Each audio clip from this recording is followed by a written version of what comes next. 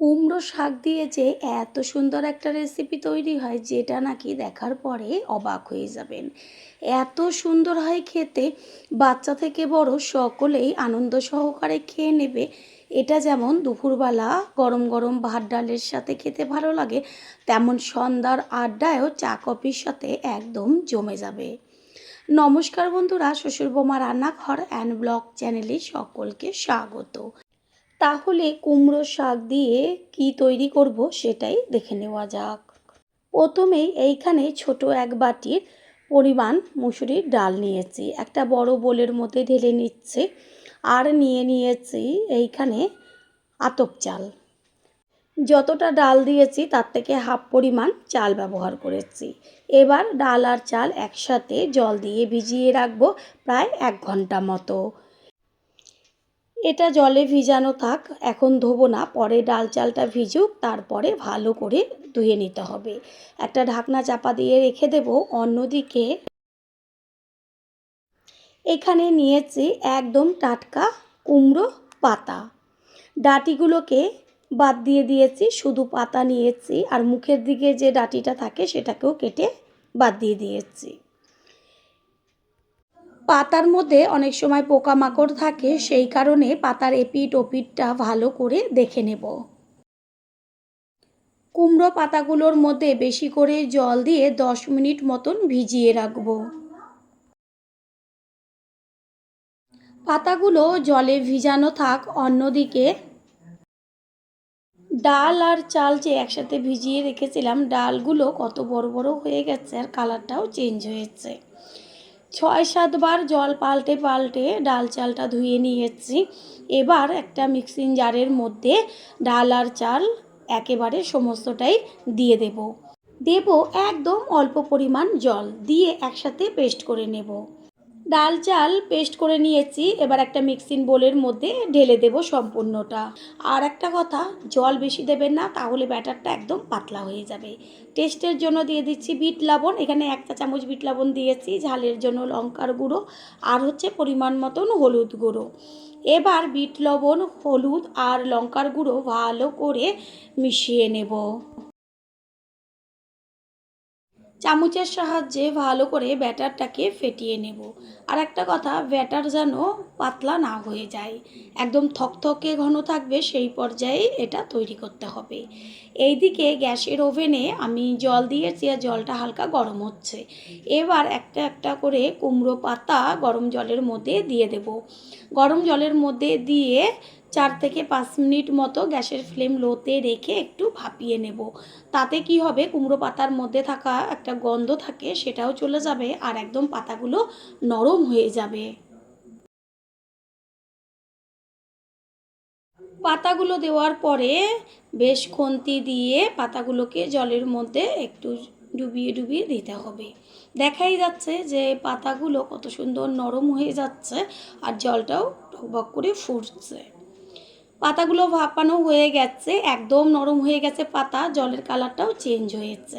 Gas off করে দিয়েছি আর জল ছেঁকে পাতাগুলোকে তুলে নেব।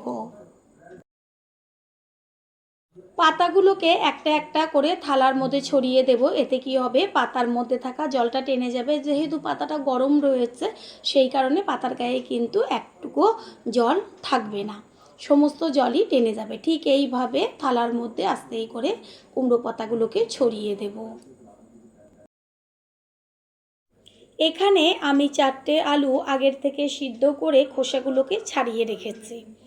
এবার গ্যাসের ওভেনে কড়াই বসিয়ে তাতে দিয়ে দেব একদম অল্প পরিমাণ সর্ষের তেল। এখানে চাইলে সাদা তেলও ব্যবহার করতে পারেন। তেলটা গরম হয়ে গেছে, দিয়ে দিচ্ছি 1 চা চামচ পরিমাণ সাদা জিরে ফোড়ন। এবার ফোড়নটা ভালো করে ভাজার পরে এর মধ্যে দিয়ে দিচ্ছি কুচিয়ে নেওয়া পেঁয়াজ। আমি একটু পেঁয়াজের পরিমাণটা বেশি ব্যবহার করেছি। পেঁয়াজটাকে ভালো করে ভেজে নেব। পেঁয়াজের মধ্যে দিয়ে দিচ্ছি স্বাদ অনুযায়ী লবণ। লবণটাকে মিশিয়ে নেব। আর পেঁয়াজের কালারটা কত সুন্দর আসছে, পেঁয়াজটা লাল লাল হয়ে গেছে ভাজাতে। এবার এর মধ্যে দিয়ে দিচ্ছি বড় চামচের 1 চা চামচ পরিমাণ রসুনের পেস্ট, আর ঝালের জন্য কাঁচা পাকা লঙ্কা ছোট ছোট করে টুকরো করে দিয়েছি। এবার রসুন আর কাঁচা লঙ্কা পেঁয়াজের সাথে ভালো করে ভেজে নেব। এই রসুনের পেস্ট দেওয়াতে এত দারুণ একটা গন্ধ আসবে, রসুনের থেকে সুন্দর একটা ভাজা গন্ধ বেরোচ্ছে। এই পর্যায়ে এর মধ্যে দিয়ে দিচ্ছি ছোট্ট ছোট্ট করে কেটে নেওয়া টমেটো। টমেটোটাকে ভালো করে পেঁয়াজ রসুনের সাথে ভেজে নেব। দেব কালারের জন্য 1 চা চামচ পরিমাণ হলুদ গুঁড়ো আর ছোটো চামচের 1/2 চা চামচ পরিমাণ কাশ্মীরি লঙ্কার গুঁড়ো। খুন্তি দিয়ে ভালো করে সব কিছু মিশিয়ে নেব।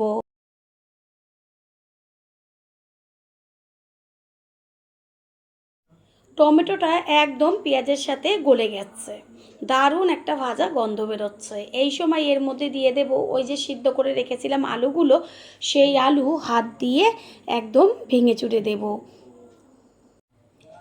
ভালো করে সব কিছু একসাথে মিশিয়ে নিয়ে গ্যাসের ফ্লেম লোতে রেখে এবার এটা ভাজা ভাজা করে নেব। ভাজাটা যত ভালো হবে ততই খেতে টেস্ট হবে। দিয়ে দিচ্ছি 1/2 চা চামচ পরিমাণ গরম মশলার গুঁড়ো। ভালো করে মিশিয়ে নিচ্ছি, আর কালারটা কত সুন্দর এসছে। আর যখন দেখবেন এটা বেশ ভাজা ভাজা হয়ে গেছে তখন দেখবেন যে কড়াইয়ের নিচে লেগে লেগে আসছে। পুর একদম রেডি হয়ে গেছে। এবার গ্যাস অফ করে দিয়েছি আর একটা প্লেটে তুলে ঠান্ডা করে নেব। ব্যাটারের মধ্যে দিয়ে দিচ্ছি 1 চা চামচ পরিমাণ কালো জিরে। আর এই কালো জিরে ব্যাটারে দেওয়াতে এত দারুণ লাগবে খেতে, যেটা নাকি খাওয়ার পরই বুঝতে পারবেন। চামচের সাহায্যে ভালো করে মিশিয়ে নিচ্ছি।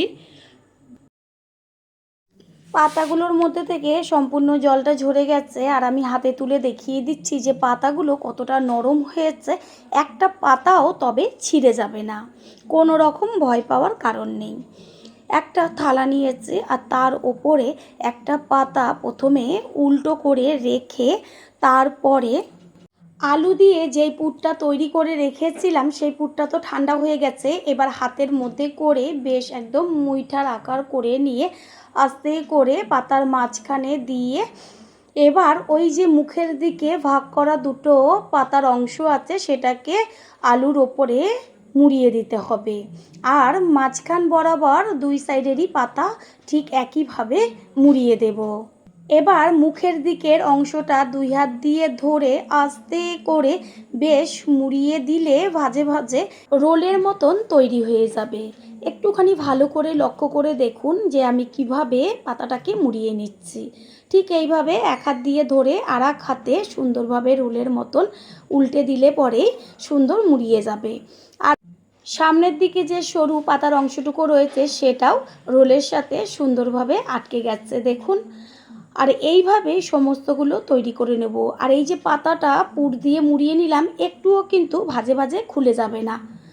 আবারও একইভাবে পাতাটা উল্টে দিয়ে তারপর হাতের মধ্যে পুর নিয়ে মুইটার আকার করে মাঝখান বরাবর একটু চেপে চেপে বেশি করে পুর দিলে পরে কী হবে, খেতে বেশি টেস্টি হবে।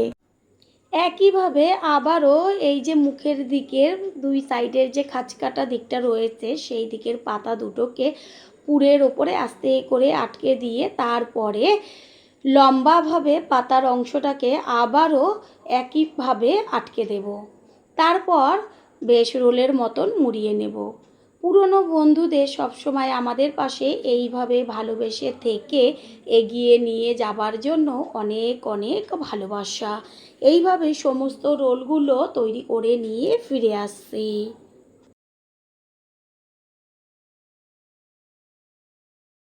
সমস্ত রোলগুলো তৈরি করে নেওয়া হয়ে গেছে। আমি হাতে তুলে দেখিয়ে দিচ্ছি যে কত সুন্দর রোলগুলো তৈরি হয়েছে, একটাও কিন্তু খুলে যাবে না। গ্যাসের ওভেনে কড়াই বসিয়ে কড়াইটা গরম করে নিয়ে দিয়ে দিচ্ছি সাদা তেল।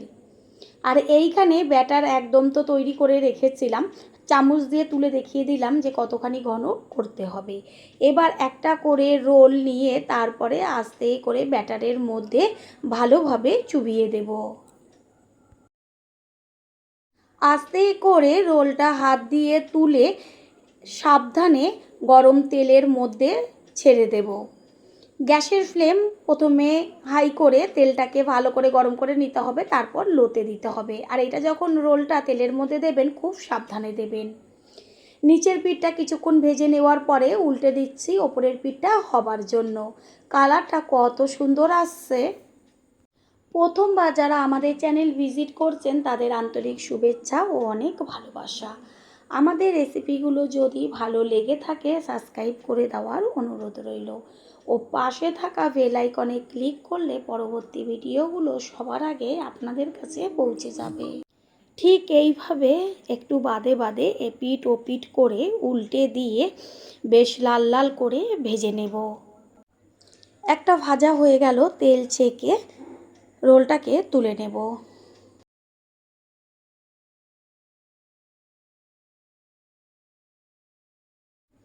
একইভাবে আর একটা রোল ব্যাটারের মধ্যে চুবিয়ে তারপরে আস্তে করে গরম তেলের মধ্যে ছেড়ে দিলাম। ওপরে একটু বেশ ব্যাটার আর একটু লাগিয়ে দেব যেন পুরটা ভালো মতন লেগে থাকে। একই সাথে দুটো করে ভেজে দেব, সেই কারণে আর একটা রোলও ব্যাটারের মধ্যে চুবিয়ে তারপরে একইভাবে তুলে নিয়ে সাইড দিয়ে আস্তে করে কড়াইয়ের মধ্যে ছেড়ে দেব। বন্ধুরা, আপনারা যে যেইখান থেকে ভিডিওটি দেখছেন অবশ্যই কমেন্টের মাধ্যমে জানাবেন। আপনাদের ধন্যবাদ জানাতে পারলে সত্যিই আমরা ভীষণ ভীষণ আনন্দিত হব, কারণ আপনাদের করা কমেন্টস আমাদের এতটাই উৎসাহিত করে পরের ভিডিওগুলো তৈরি করার জন্য। কিছুক্ষণ নিচের পিঠটা ভাজার পরে উল্টে দিতে হবে ওপরের পিঠটা হবার জন্য।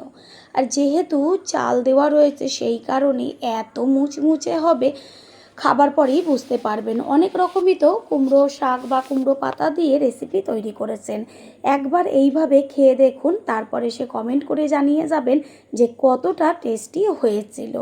ঠিক এইভাবে এপিট ওপিট করে পুরো লাল লাল করে ভেজে নেব। ভাজা একদম হয়ে গেছে, তেল ছেঁকে এগুলোকেও তুলে নিয়েছি। আর একইভাবে আর যে সবগুলো রয়েছে সেগুলোকেও ভেজে নিয়ে ফিরে আসছি। সমস্ত রোলগুলো তৈরি হয়ে গেছে আর দেখতে কত সুন্দর লাগছে। আশা করি রেসিপিটি ভালো লাগলো, আর যদি ভালো লেগে থাকে একটা লাইক, কমেন্টস, পারলে একটা শেয়ার করে অবশ্যই জানাবেন। আপনাদের করা একটা লাইক ও লাইকের পাশে থাকা হাইপ আর একটা শেয়ার আমাদের কাছে অনেক অনেক গুরুত্বপূর্ণ। All friend, thanks for watching my video. আপনারা সকলে ভালো থাকবেন, সুস্থ থাকবেন। আবারও দেখা হবে অন্য কোনো রেসিপির এপিসোডে। আজ শেয়ার করব ডিম দিয়ে কুঁদরির দুর্দান্ত একটা রেসিপি, যেটা নাকি দুপুরবেলা গরম গরম ভাত ডালের সাথে যেমন ভালো লাগবে তেমন রুটি পরোটার সাথেও। যারা কুঁদরি একদমই পছন্দ করেন না তাদের এই রেসিপিটা একবারের জন্য হলেও তৈরি করে দেবেন। গ্যারান্টি দিয়ে বলতে পারি একদম কিন্তু চেটেপুটে খেয়ে নেবে একবার মুখে দেওয়ার পরে। নমস্কার বন্ধুরা, শ্বশুর বৌমা রান্নাঘর অ্যান্ড ব্লগ চ্যানেলে সকলকে স্বাগত। তাহলে কি করে তৈরি করব সেটাই দেখে নেওয়া যাক। এইখানে কুঁদরি নিয়েছি, আর কুঁদরিগুলোকে দেখুন কেটে নিয়ে ফিরে এসেছি। দুই পাশের মুখের দিকটা কেটে বাদ দিয়ে তারপরে মাঝখান থেকে অর্ধেক করে নিয়েছি। কুঁদরিগুলো তো কেটে নেওয়ার আগে ভালো করে জল দিয়ে ধুয়ে নিয়েছি, আবারও কেটে নেওয়ার পরে জল দিয়ে ধুয়ে ফিরে আসছি। গ্যাসের ওভেনে কড়াইটা বসিয়ে দিয়ে কড়াই ভালো করে গরম করে নেব। কড়াই গরম হলে একদম দেব অল্প পরিমাণ সর্ষের তেল, তার মধ্যে একটুখানি দিয়ে দেব হলুদ। আর গ্যাসের ফ্লেম এই পর্যায়ে লোতে রেখে এইবার একটা বাটির মধ্যে আগে থেকে একটা ডিম ভেঙে নিয়েছি। ভেঙে নেওয়া ডিমটাকে আস্তে করে তেলের ওপরে ছেড়ে দেব। এখানে চাইলে আপনারা একটার বেশিও ডিম ব্যবহার করতে পারেন। এবার খুন্তি দিয়ে আস্তে করে ডিমটাকে ভেঙে চুড়ে দেব, বেশ যেমন ঝুরি ভাজা তৈরি করা হয় ঠিক সেই রকম। একদম ছোট ছোট করবেন না, বেশ একটু বড় বড় টুকরো থাকবে সেইভাবে ভেঙে চুড়ে দিতে হবে। ভুজিয়াগুলো কড়া করে ভেজে নেব। এটা সুন্দরভাবে ভাজা হয়ে গেছে, এগুলোকে তুলে নেব। আর একটা কথা, প্রথমে এই যে ডিমের ভুজিয়াটা করে নিলাম, এইটা আমি কিভাবে বা ডিমের মধ্যে আর কি ব্যবহার করে কুঁদরিটা রান্না করব সেইটা দেখার জন্য সম্পূর্ণ ভিডিওটা দেখতে হবে। ভুজিয়াগুলো কড়াই থেকে তুলে নিয়ে এসেছি। এবার ওই কড়াইয়ের মধ্যে দিয়ে দিচ্ছি অল্প পরিমাণ সর্ষের তেল। তেলটাকে ভালো করে গরম করে নিয়ে এর মধ্যে দিয়ে দেব ছোটো চামচের 1 চা চামচ পরিমাণ সাদা জিরে আর একটা শুকনো লঙ্কা। ফোড়নটাকে বেশ ভালো করে ভেজে নেব। ফোড়নের মধ্যে দিয়ে দেব 1/2 চা চামচ পরিমাণ হলুদ গুঁড়ো। এরপর দিয়ে দিচ্ছি কুচিয়ে নেওয়া পেঁয়াজ। তেলের মধ্যে হলুদ দেওয়ার কারণটা হচ্ছে এই যে পেঁয়াজটা আমি এখন দিলাম তাতে চারদিকে তেলটা ছিটবে না। পেঁয়াজ তাড়াতাড়ি মজে আসার জন্য দিয়ে দিচ্ছি স্বাদ অনুযায়ী লবণ। আর পেঁয়াজটা বেশিক্ষণ ভাজার কোনো রকম দরকার নেই, ঠিক 2 থেকে 3 মিনিট মতন ভেজে নিলেই হয়ে যাবে। এবার এর মধ্যে দিয়ে দেব অর্ধেক করে কেটে নিয়েছি যে কুঁদরিগুলো, সেই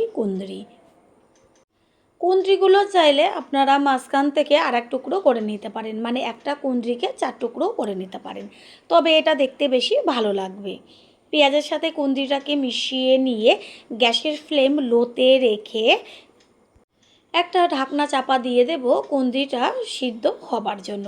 আর কুঁদরি সিদ্ধ হতে একটু বেশি সময় লাগে, সেই কারণে ঢাকনা চাপা দিয়ে দিয়ে রান্নাটা করতে হবে।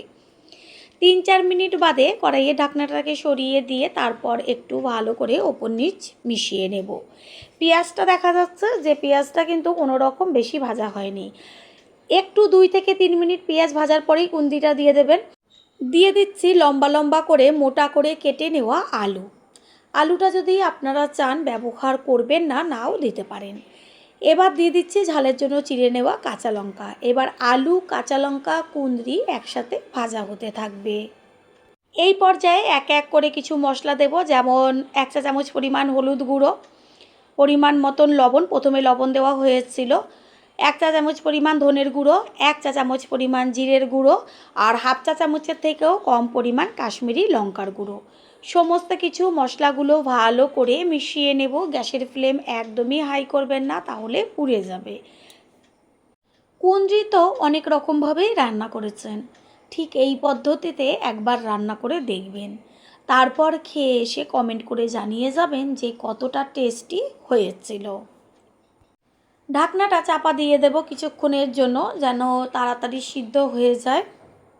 পুরনো বন্ধুদের সবসময় আমাদের পাশে এইভাবে ভালোবেসে থেকে এগিয়ে নিয়ে যাবার জন্য অনেক অনেক ভালোবাসা। কিছুক্ষণ বাদে ঢাকনাটাকে সরিয়ে দিয়ে একটু ভালো করে খুন্তি দিয়ে ওপর নিচ করে নেড়েচেড়ে দিতে হবে, তাহলে কি হবে, নিচের দিকটা লেগে যাবে না আর ওপরেরটাও খুব সুন্দরভাবে ভাজা হয়ে যাবে। ঠিক এইভাবে একটু বাদে বাদে নেড়েচেড়ে দেব, আবারও ঢাকনাটা চাপা দিয়ে দেব।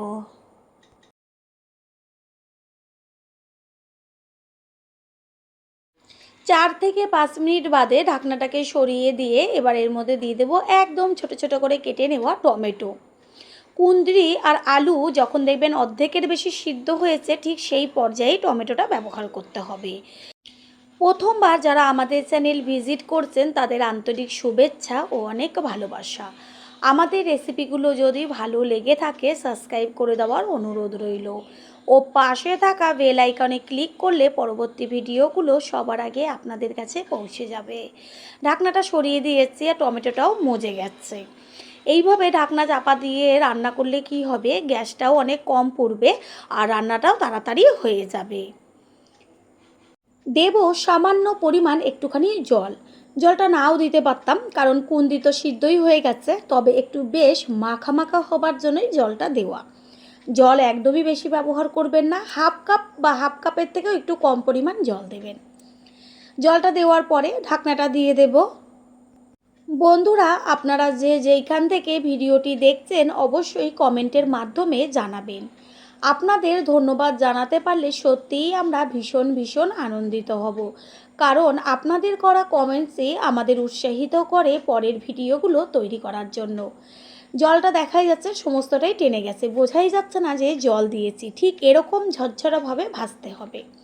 এই পর্যায়ে এর মধ্যে দিয়ে দেব ওই যে ডিমটা ভেজে রেখেছিলাম, সেই ভেজে রাখা ডিম। ডিমটা দেওয়ার পরে সব কিছুর সাথে ডিমটা মিশিয়ে নেব। আলু কুঁদরি তো খুব সুন্দরভাবে সিদ্ধ হয়ে গেছে, এরপরেই কিন্তু ডিমটা দিয়েছি। দিয়ে আর 2 থেকে 3 মিনিট মতন বেশ এইভাবেই ভাজা ভাজা করে নিলে রেসিপি তৈরি হয়ে যাবে। সমস্ত কিছুর ব্যালেন্সটা ঠিক রাখার জন্য দিয়ে দিচ্ছি হাফ চা চামচ পরিমাণ চিনি, কারণ কুঁদরিটা একটু টকটক ধরনের হয় আর চিনিটা দিলে পরে সমস্ত কিছুর ব্যালেন্সটা ঠিক থাকবে। ভাজা তো তৈরি হয়ে গেছে, সবশেষে দিয়ে দিচ্ছি ছোটো চামচের 1 চা চামচ পরিমাণ গরম মশলার গুঁড়ো। গরম মশলার গুঁড়োটাকে মিশিয়ে নিয়ে গ্যাস অফ করে দিয়ে একটু ঢাকনা চাপা দিয়ে দেব। 5 মিনিট বাদে ফিরে এসেছি। আর এবার ভাজাটাকে একটা প্লেটে তুলে নেব। কত সুন্দর ঝরঝরা হয়েছে ভাজাটা। আশা করি রেসিপিটি ভালো লাগলো। আর যদি ভালো লেগে থাকে একটা লাইক, কমেন্টস, পারলে একটা শেয়ার করে অবশ্যই জানাবেন। আপনাদের করা একটা লাইক ও লাইকের পাশে থাকা হাইপ আর একটা শেয়ার আমাদের কাছে অনেক অনেক গুরুত্বপূর্ণ। All friend, thanks for watching my video. আপনারা সকলে ভালো থাকবেন, সুস্থ থাকবেন। আবারও দেখা হবে অন্য কোনো রেসিপির এপিসোডে।